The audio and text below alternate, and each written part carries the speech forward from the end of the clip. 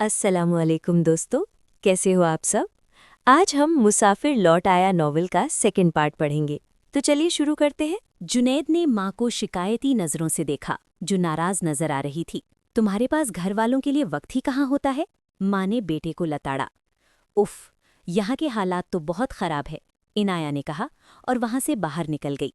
उसका ड्रामा कामयाब रहा था। उधर जुनैद का दिमाग सारा में उलझा हुआ था। वो बस शादी की जिद लगाई बैठी थी। जुनैद के समझ में नहीं आ रहा था कि क्या करे। मम्मा हर वक्त हमना की तारीफों के पुल अलग बांधे रहती हैं, इसलिए जुनैद ने चिढ़कर घर में रुकता ही छोड़ दिया था। वो बहुत परेशान था कि कैसे क्या करे कि सब ठीक हो जाए। मम्मा, मैं अब जा रही हूँ।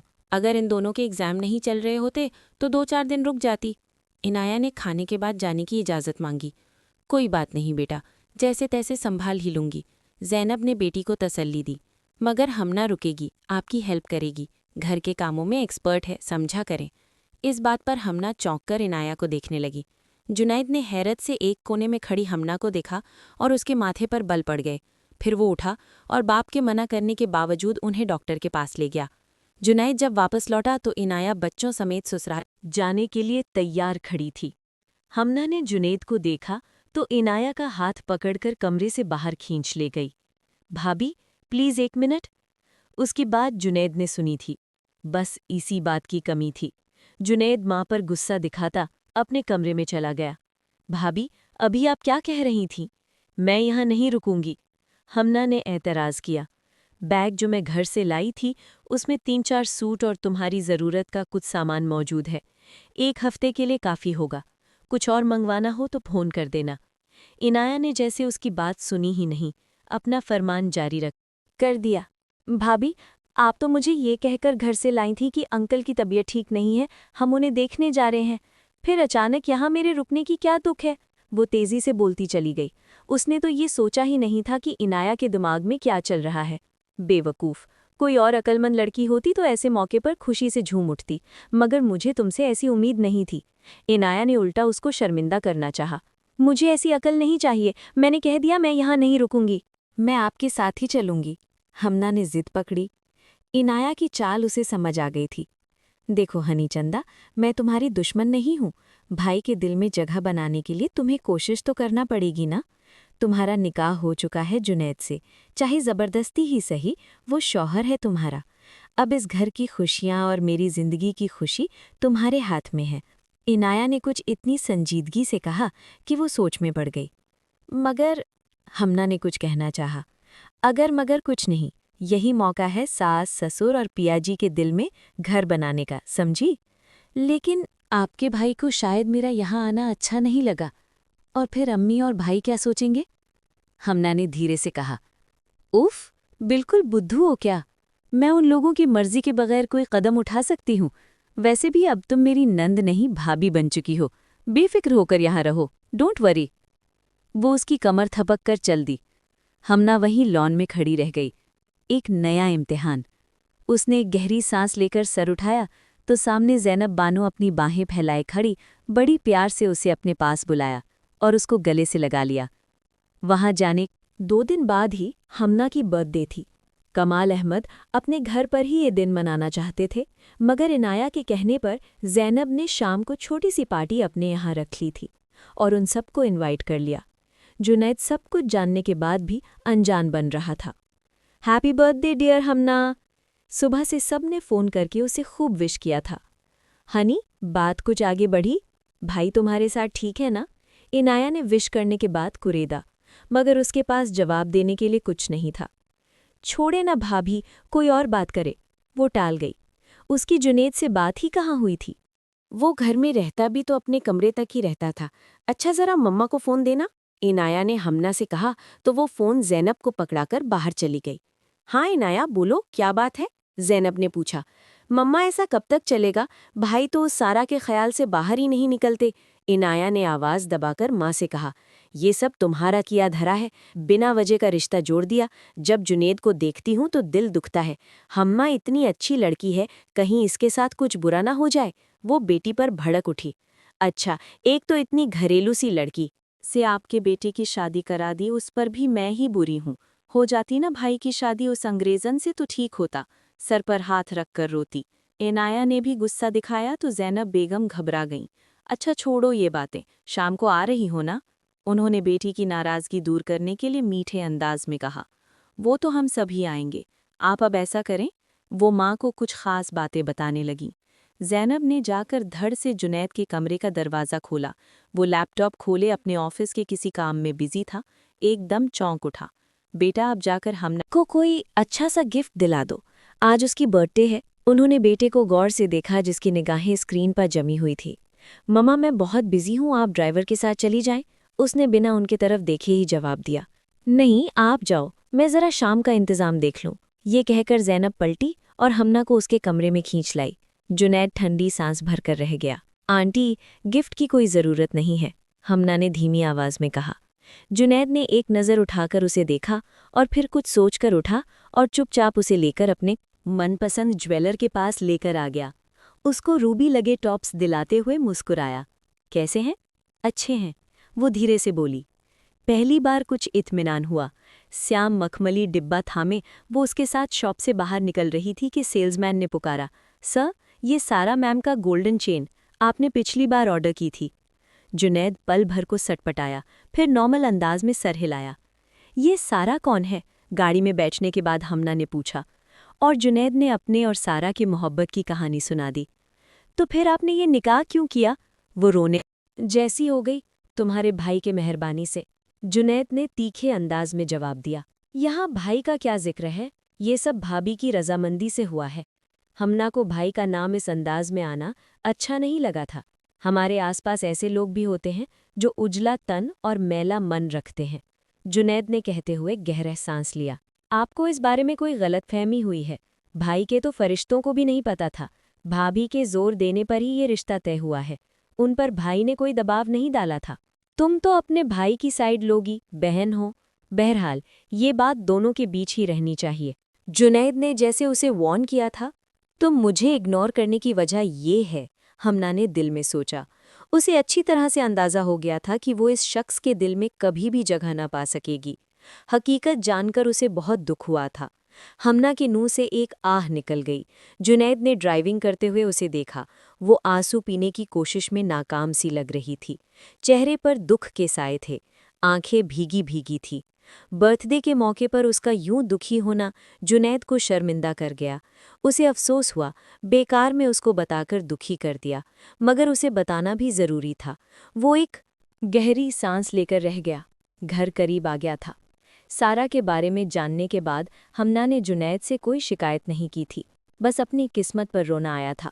वो खुद को उसका मुजरिम समझती थी और इस जुर्म की भरपाई के लिए खामोशी से उसके कई काम अपने हाथों से करने की कोशिश करती थी। वो जुनैद के कमरे की सेटिंग चेंज करने आई थी। काफ़ी कुछ चेंज करने के बाद अब कमरा खुला खुला लगने लगा था। हमना ने एक बार घूमकर बड़ी उदास निगाहों से पूरे कमरे की देखा। जहां बसने के ख्वाब हालात ने उसे दिखाए थे, मगर मायूसी अपनी जगह थी। नहीं, इस पर मेरा कोई हक नहीं है। उसने दुखते सर को दोनों हाथों से पकड़ लिया। खैर जो कुछ भी हो, मगर मैं अब अपना तमाशा नहीं बनने दूंगी। एक इम्तहान और सही। वो उसके बिस्तर पर बैठी खुद से बातें कर रही थी। यूं ही खुद से बातें करते कब उसकी आंख लग गई और गहरी नींद सो गई, उसे पता भी नहीं चला। शाम को जुनैद ऑफिस से लौटा तो अपने बिस्तर पर सोती हुई हमना को देखा तो हैरान रह गया। निगाहें उसके मासूम चेहरे पे जम सी गईं, जिस पर उदासियां छाई हुई थीं। कल से कितना उदास हो गई है। वो उसको जगाकर बाहर निकालने के इरादों को रोकते हुए पलटा और चुपचाप बाहर चला गया। पहला ख्याल यही आया था, मैं अपनी मोहब्बत के हाथों मजबूर ना होता तो तुम्हें ये उदासियां ना देता। सारा तुम मेरे पास वापस आ जाओ, सलमान बेग ने मोहब्बत से बेटी से बोले। पापा आप सब कुछ जानते हुए भी ऐसा बोल रहे हैं। हाँ मेरी जान, मैं वहाँ के कल्चर और सोच को तुमसे बेहतर जानता हूँ, इसलिए तुम्हारी भलाई के लिए बोल रहा हूँ।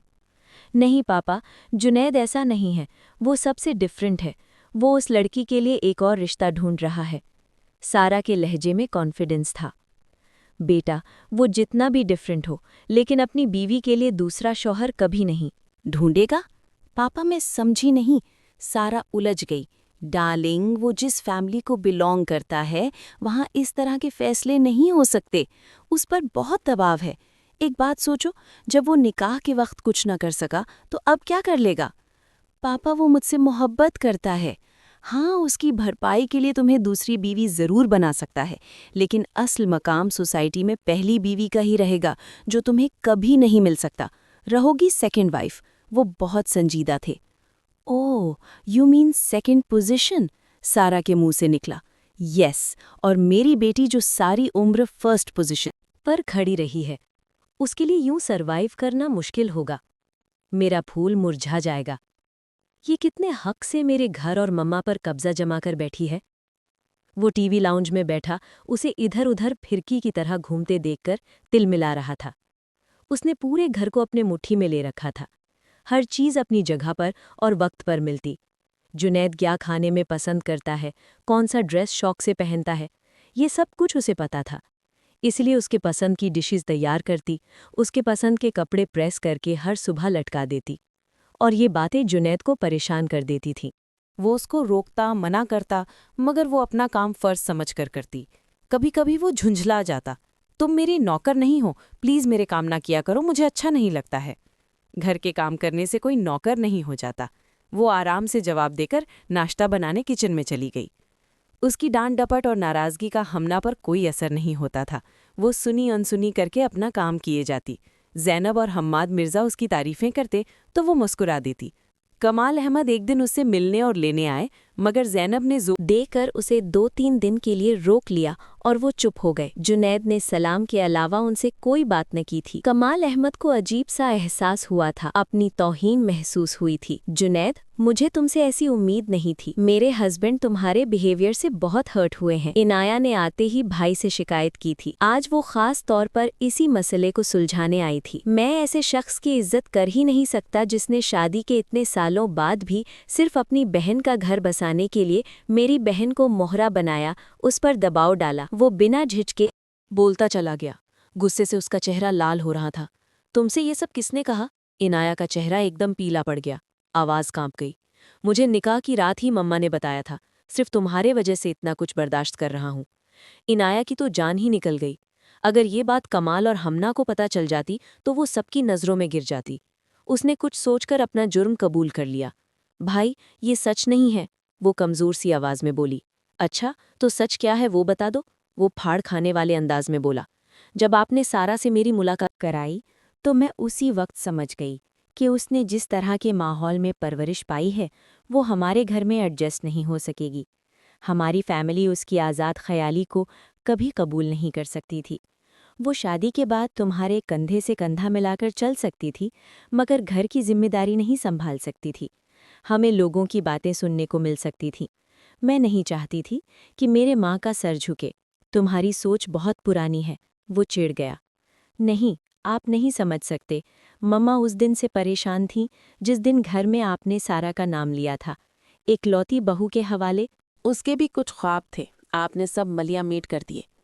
उसकी आंच देती निगाहें जुनैद पर जमी थी। वो सटपटा गया। इस अंदाज में तो उसने सोचा ही नहीं था। एक दिन मम्मा ने जब ठंडी सांस भरकर बताया कि वो अपने होने वाले बहू में कैसी खूबियां देखना चाहती है, तो मेरे सामने खुद ब खुद हमना का चेहरा आ गया। उसमें वो सारी खूबियां थीं जो मम्मा चाहती थीं, मगर वो किस्मत की मारी 2 मंगनियां टूटने का अजाब झेल रही थी। मैंने जब उसके लिए मम्मा से बात की तो उन्होंने सिर्फ आपकी वजह से इनकार कर दिया। तब मैंने इस घर की भलाई की खातिर ये ड्रामा रचा, कमाल का नाम आप पर दबाव डालने के लिए इस्तेमाल किया।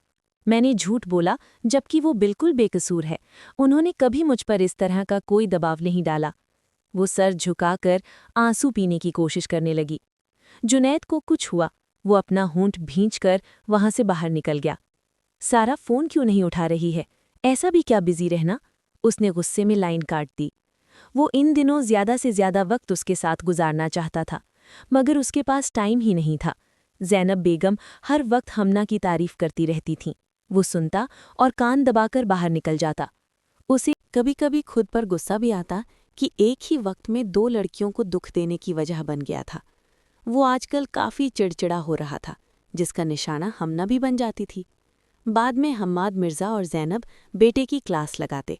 उनके सूने घर में हमना की वजह से रौनक लगी थी। हमना भी खुद पर बदनसीबी का धब्बा दोबारा लगाने को तैयार न थी। वो इस बंधन को आखिरी सांस तक निभाने का इरादा कर चुकी थी। वो एक लंबी वॉक करके घर लौटा तो टीवी लाउंज में हम्माद मिर्ज़ा और हमना कैरम खेल रहे थे। खूब हंगामा था। ज़ैनब करीब बेटी उन दोनों को देख रही थी।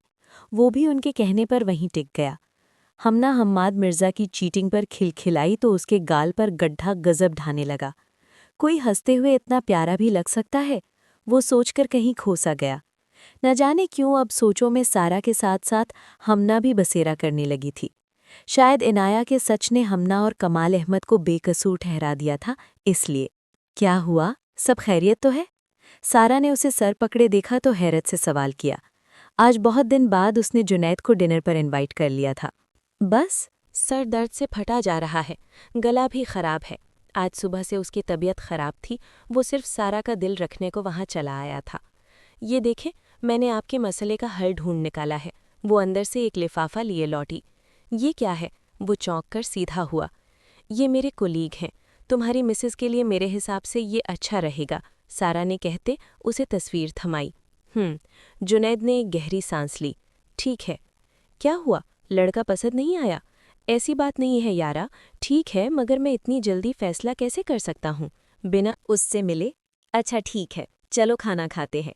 मेरा कुक आज छुट्टी पर है, इसलिए मैंने आपकी पसंदीदा चटखारेबार बिरयानी और चपली कबाब का ऑर्डर कर दिया है, एक बढ़िया होटल से। अच्छा, मगर मेरा गला खराब हो रहा है, डॉक्टर ने चटपटी चीज़ों को खाने से मना किया है, वो कुछ परेशान सा बोला। ओह, अब क्या करें, मैंने तो खाने का ऑर्डर कर दिया था। वो सोच में पड़ गई। एक काम करो, मैं थोड़ी देर यहाँ लेट जाता हूँ, तुम जब तक सूप बना दो, गले को आराम मिलेगा। जुनैद ने टिश्यू से नाक साफ करते हुए कहा और सोफे पर आराम से लेट गया। जैन, मुझे तो सूप बनाना नहीं आता है, तुम तो जानते हो, वो हैरानी से बोली। ओह, कोई बात नहीं, रहने दो, वो मुस्कुराकर बोला। आप कहें तो कोई और चीज़ ऑर्डर कर दूं? वो कुछ देर बाद बोली। नहीं डियर, आज कुछ खाने को दिल नहीं कर रहा है। उसने बहाना बनाकर उसे शांत करना चाहा। ओके, चाय के साथ स्लाइस लाती हूँ। सारा के जोर देने उसने मजबूरन सर हिला दिया, तो वो किचन की तरफ बढ़ गई। मुझे इनके निकाह के बाद ही पीछे हट जाना चाहिए। कम से कम ये सब तो बर्दाश्त ना करना पड़ता। उसने सिंक का नल खोलकर पानी के साथ अपने आंसू बहा दिए। उधर जुनैद खुद से कह रहा था, जुनैद मियाँ, आप कितने भी अल्ट्रा मॉडर्न बन जाएं, अंदर से वही पुराने मर्द रहोगे जिसे औरत खिदमत करती हुई अच्छी लगती है और जो अपनी बीवी के नाम के साथ किसी गैर मर्द का नाम भी गवारा नहीं करता। उसे एकदम हमना की घरदारी और सेवाएं याद आने लगी तो सोच में पड़ गया। सारा न जाने क्यों लंदन जाकर कहीं गायब हो गई। वो उसे याद कर रहा था। फ़ोन मिलाता तो वो डेड मिलता। उसने कई ईमेल किए मगर जवाब नहीं आया। ऐसा लगता सारा ने उससे हर रिश्ता ख़त्म कर दिया है। वो परेशान सा हो गया। दिल में अजीब अजीब से ख्याल आने लगे। यूं ही वक्त गुजरता रहा। फिर एक दिन सारा का अचानक फ़ोन आ गया। फ़ोन क्या था, धमाका था। मैंने यहाँ लंदन में शादी कर ली है, अब कभी लौट कर ना आऊँगी। कौन है वो खुशनसीब? जुनैद का राह उठा। मेरा एक दोस्त है, मगर सारा तुमने ऐसा क्यों किया? दुखी सी शिकायत जुनैद के होंठों पर आ गया। तो और क्या करती? तुम्हारा इंतज़ार? या तुम्हारी बीवी की तारीफ करती कि कितना लजीज खाने बनाती है। सूप बनाना तो उसके बाएं हाथ का खेल है। क्या सलीका है, क्या घरदारी है, वाह! वो जैसे उसको अंदर तक पड़ चुकी थी। तुम गलत सोच रही हो जुनैद, मैं बच्ची नहीं हूँ। मुझे जो सही लगा मैंने किया। मुझे तुम्हारी सेकंड बीवी नहीं बनना। Okay, bye bye. और फ़ोन बंद कर दिया। जुनैद को सारा से ऐसी उम्मीद नहीं थी। उसने कभी सोचा ही नहीं था कि सारा ऐसा कुछ बोलेगी। जुनैद जुदाई के बाद संभल नहीं पा रहा था। अब हमना की तरफ लौटना उसे बेईमानी लग रहा था। सामने और कोई रास्ता नहीं था। जहन में हमेशा दूसरा ऑप्शन रखने वाला हमना को ऑप्शन नहीं समझ रहा था।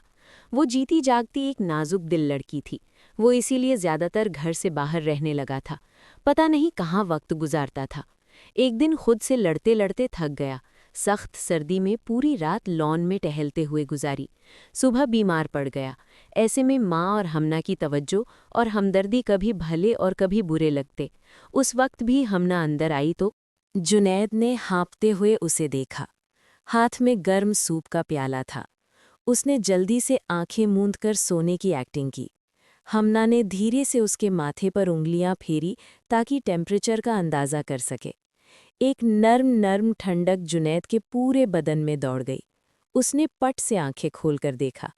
वो तकिए के सहारे उसका सर थोड़ा ऊंचा करके चम्मच से सूप पिलाने लगी।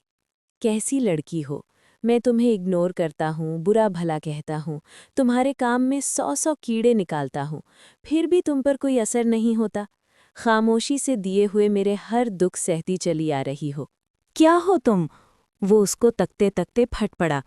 ज़ैनब ने सुबह उसे खबर दी थी कि हमना अपने घर वापस जा रही है, इसलिए वो चाहता था कि वो उसके लिए अपने दिल में नफ़रत लेकर जाए और जुदाई का रास्ता आसान हो जाए। मगर वो चुप थी।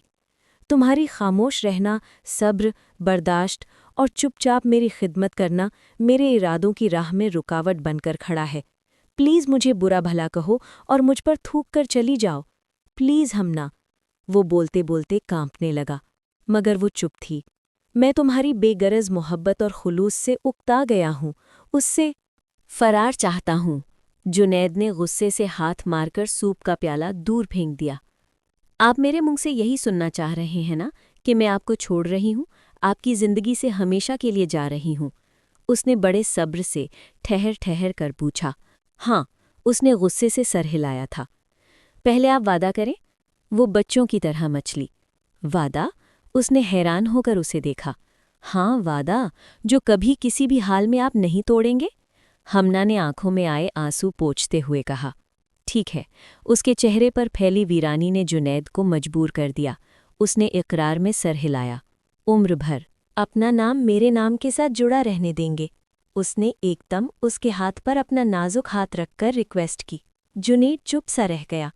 कैसे कहता कि वो उसके दिल में घर बना चुकी है। मुझे सिर्फ एक बार रुखसत करा के इस घर में ले आएं, उसके बाद मैं जिंदगी भर कुछ नहीं मांगूंगी। आप चाहें तो सारा से शादी कर लें, बस मुझसे अपना नाम न छीनें। वो कहते कहते हिचकियों से रो पड़ी तो जुनैद हिल कर रह गया। वो समझ नहीं पा रहा था कि ये किस तरह की मोहब्बत है, कुर्बानी का कौन सा जज्बा है जिसके आगे वो हारने लगा था। कैसी लड़की थी वो? जुनैद ने तड़पकर उसका हाथ थाम लिया। मेरी जिंदगी में बस तुम हो, अब कोई दूसरा नहीं, और सारी जिंदगी सिर्फ तुम ही रहोगी। उसने खींचकर उसको सीने से लगा लिया और माथा चूम लिया। हमना ने सुकून से आंखें बंद कर ली। फिर कुछ याद आने पर बोली, और सारा? अब मेरी जिंदगी में सिर्फ तुम हो, कोई और नहीं। Okay dear wife? ये सुर्ख रंग तुम पर कितना जच रहा है। आंखों का काजल, हाथों की चूड़ियां, कानों के झुमके, दुनिया की सारी खूबसूरती जैसे आज तुम्हारे अंदर समा गई है। वो हमना पर नजरें जमा नशीले अंदाज में बोला तो वो अपनी इस तरह तारीफ पर शर्मा गई। उसका हुस्न कुछ और भी निखर गया। दोनों बराबर बराबर स्टेज पर बैठे थे। आज हमना के रुखसती का फंक्शन था। हल्की हल्की म्यूजिक कानों में रस घोल रही थी। दोनों की तस्वीरें खींची जा रही थीं। आसपास सब अपने जमा थे। भाई अब तो मान ले, मेरा फैसला आपकी खुशियों की गारंटी बन गया। इनाया ने करीब आकर चुपके से अपनी खुशी जाहिर की। मेरी बहन, शायद मेरी किस्मत में सब कुछ यूं ही होना लिखा था। जुनैद ने खड़े होकर बहन को प्यार से गले लगाते हुए कहा तो वो खुलकर मुस्कुरा दी। बहन, तुम्हारा शुक्रिया कि तुमने मुझे नई जिंदगी दी। खुदा तुम्हें और तुम्हारे शौहर को बच्चों समेत खुश रखे। उसने इनाया को दुआ देकर हमना की तरफ देखा तो वो सर झुकाकर दिल ही दिल में कहने लगी, शुक्र है मालिक, मेरी जिंदगी में भी ये वक्त आया कि जुनैद की आंखों में मेरे लिए मोहब्बत के दिए रोशन हो गए। शौहर की सराहती नज़रें उसके दिल में गुदगुदी पैदा कर रही थी। फिर क्यों न वो अल्लाह का शुक्र अदा कर। कहानी कैसी लगी, इसका इजहार कमेंट में लाजमी कीजिएगा और मज़ीद दिलचस्प कहानियों के लिए हमारे चैनल को सब्सक्राइब कर लें और अपने दोस्तों के साथ भी शेयर करें। शुक्रिया।